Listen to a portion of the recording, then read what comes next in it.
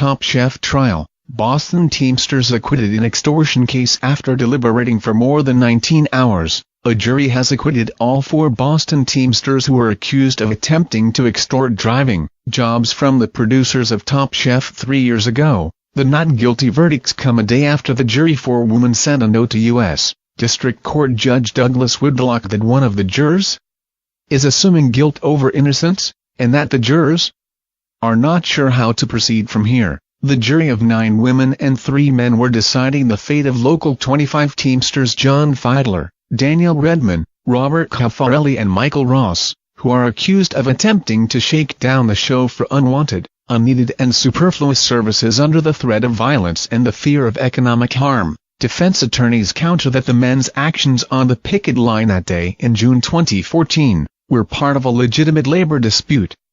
As first reported by Deadline, the Teamsters had set up a picket line on June 10, 2014, outside the Steel and Rye restaurant in Milton, a suburb of Boston, where the show was filming. When Top Chef host Padma Lakshmi tried to cross their picket line, several Teamsters rushed her minivan, and according to testimony during the trial, one of the Teamsters leaned into her passenger side window, so close she could smell him, and threatened to smash her pretty face in. Lakshmi testified that she was terrified and thought he was going to punch her. The Teamsters kept at it for hours, showering cast and crew with racist, sexist and homophobic slurs, and slashing the tires on 9 production vehicles.